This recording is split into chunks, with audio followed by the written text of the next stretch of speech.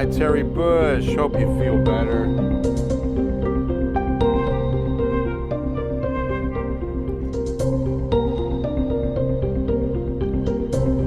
It is Baby Friday. Come on in. Everybody's lining up and do a little weather on a Thursday night. Friday Eve. Baby Friday.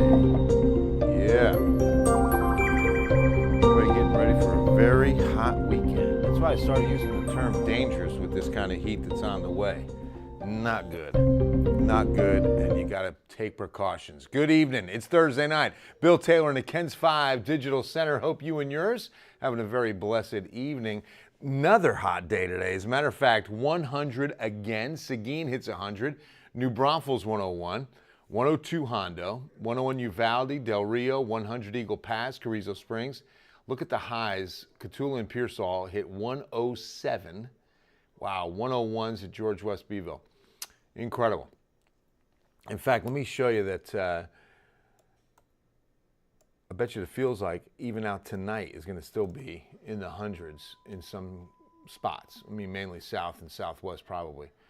We feel like 96. It still feels like 104 right now at Pearsall and Cotulla. Hey, Kenneth Navarro, how are you? Or Navarro?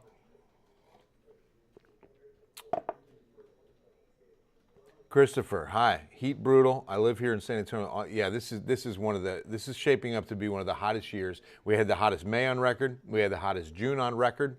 So it's really unfolding. We've hit 100 every day, 100 to 100 plus every day of July. It's hard. I bet it is, Terry. That's why you do a lot of social media now, right? I'm so sorry. I hope you find out and the doctors can figure out what's going on. Will this summer be the hottest? It really could, David. I mean, there's really every indication, as I'm just pointing out. We need to all come together and do a rain dance. Maybe like a community-wide one, Teresa. What? Sponsored by Arthur Murray, led by Henry Ramos. Wouldn't it be something? They're calling for a community-wide rain dance. Oh, we need the rain. Bring it out. That's what I'm saying. What if we got everyone together and we did this big collective? No, it is summer. It is summer now, Teresa. But just barely. I mean, we just got started a couple weeks ago. Well, hi, Pamela. When are we going to get some rain? Well, there is a slight chance on the 7-day forecast. There really is. Very, very slight. All right, so our 100 today, by the way, 4 away from a record that stays in place another year, 1891. That is like when we started keeping records. 104, the record high for July 7th.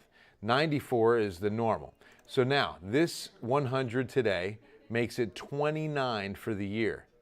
And you can see the hottest years, the years that had the most triple-digit days, you know, it's in the mid-30s to 41 in 2013, and then it really jumps for the number 2 spot, 2011, 57. The number 1 most 100-degree days in a year was in 2009 at 50.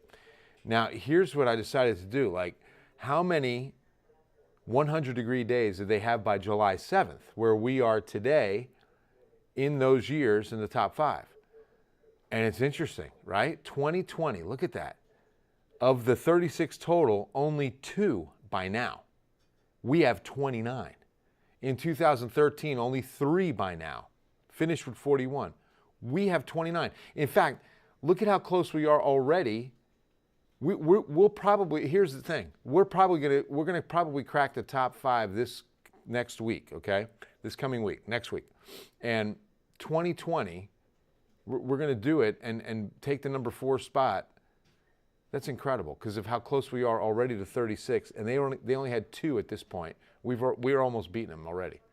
And then look at 2011, 9 by July 7th, and in 2009, 17 by July 7th.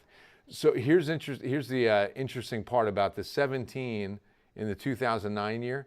We had 17 100-degree days in June alone.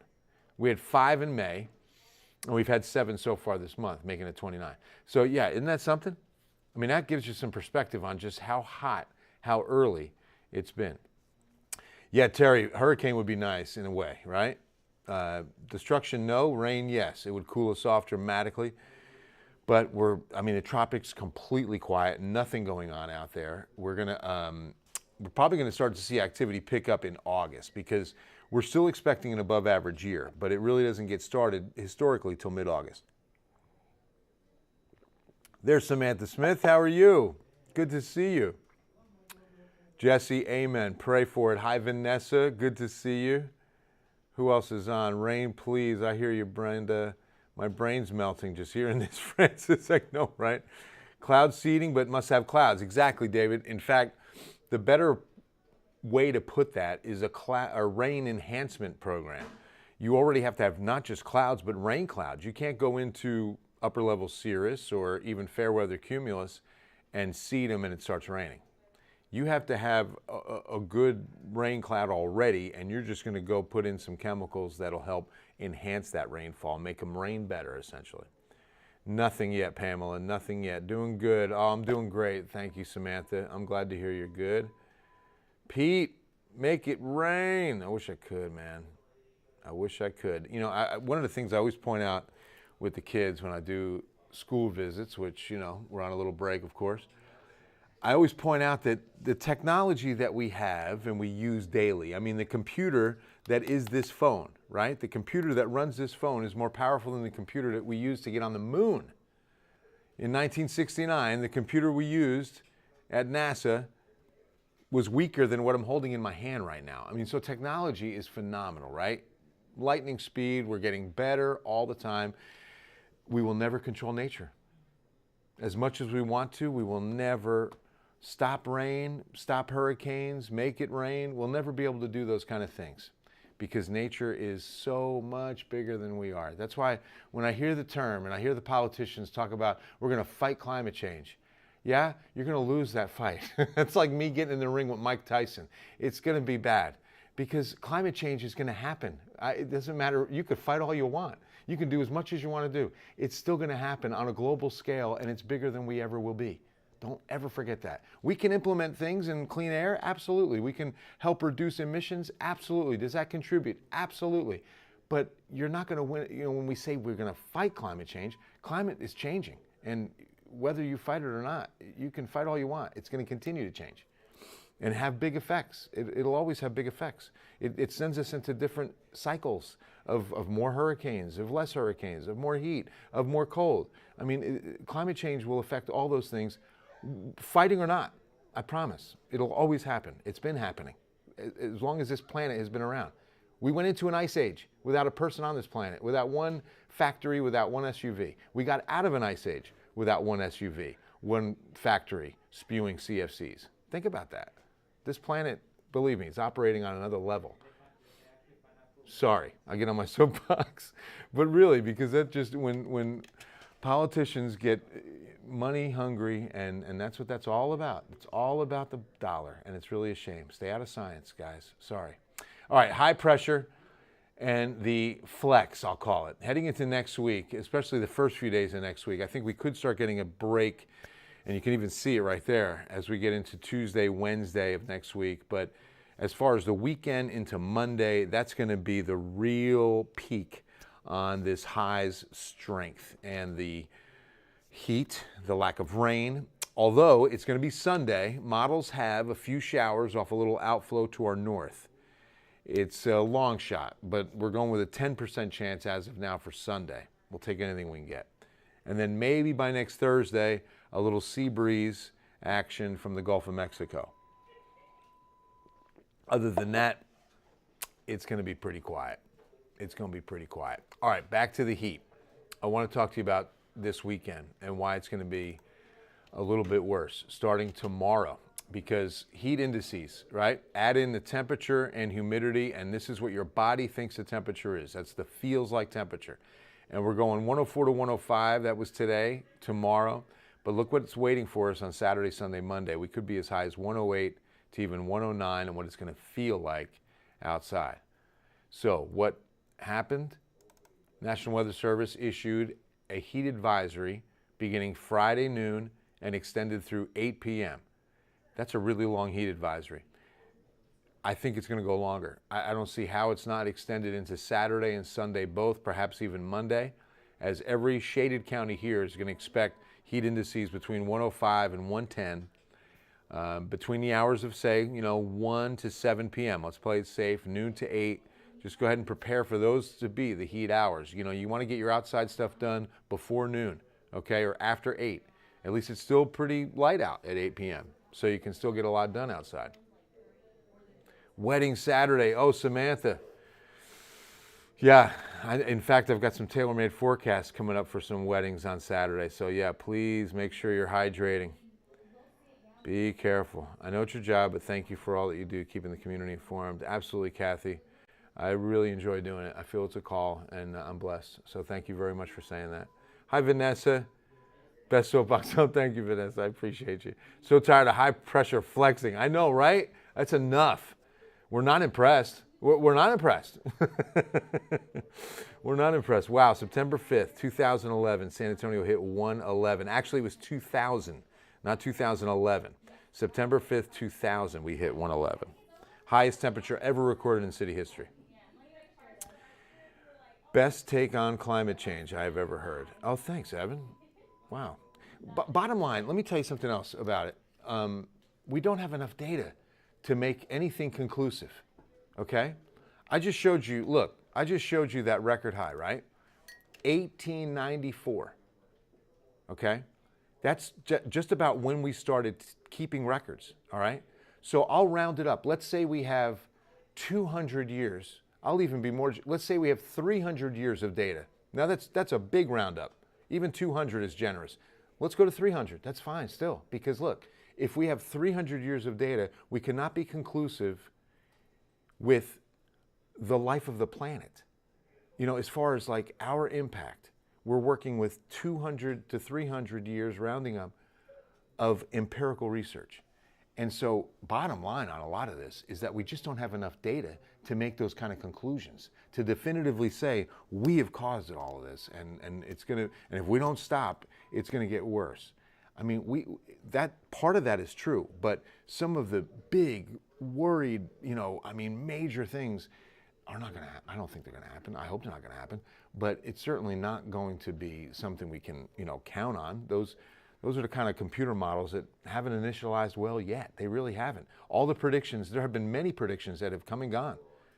I mean, watch Inconvenient Truth from Al Gore and look at the predictions in there. We've hit some of those years and have passed up some of those things that never happened. So what I like to say is that the models that they use for that data or for those, predictions have not been very good so far, okay? They're not initializing well. They're not doing a good job in the beginning, so that means you can't trust them moving forward. That's how we work with our daily models, okay, on rainfall and temperatures. So back to the temperatures. The heat index and the danger, and now the heat advisory that goes into effect tomorrow. I want to show you this. This is important. What is the difference between heat exhaustion and heat stroke? Well, first and foremost, heat stroke can be fatal. So once those symptoms begin, it's time to call 911. Heat exhaustion, excessive sweating, you're getting a little dizzy, you're cramping up, nausea, vomiting, okay, you've got to drink water, you've got to get inside to some AC. Your body is heading towards heat stroke.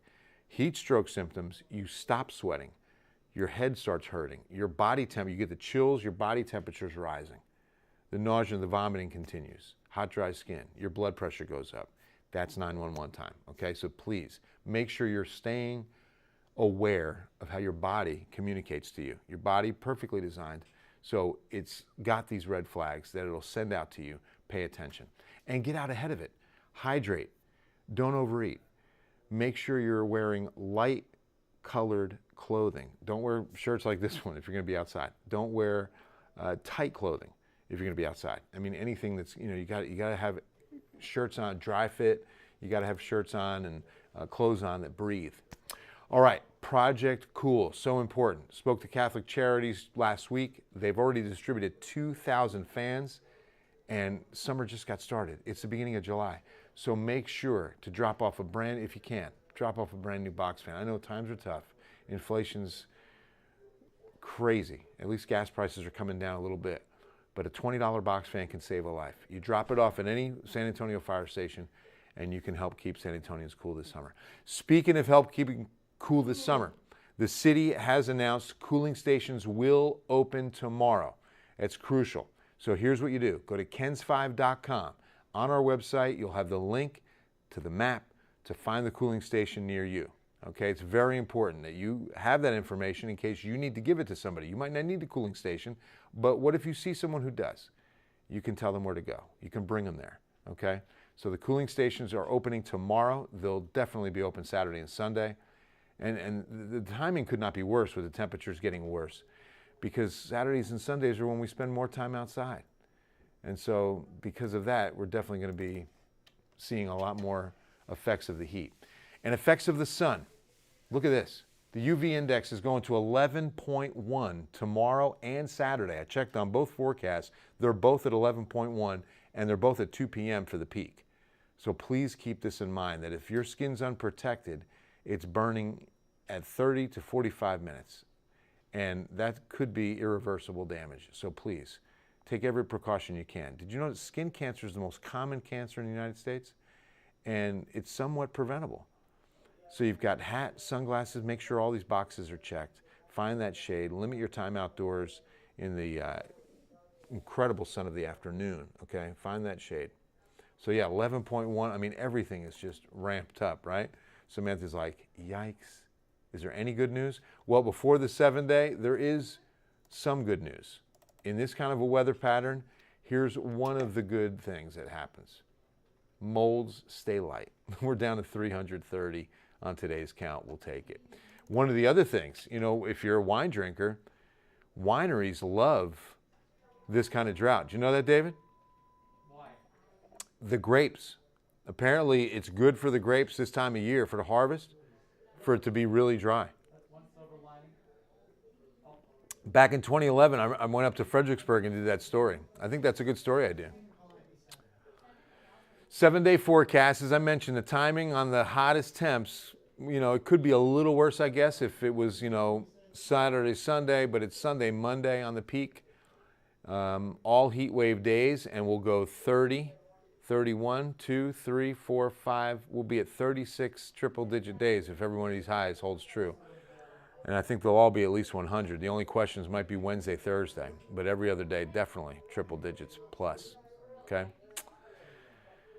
So don't forget the cooling stations. Kens5.com has the link to the map so you can find out where the nearest cooling station will be. There's several across the city. David, did they say how many?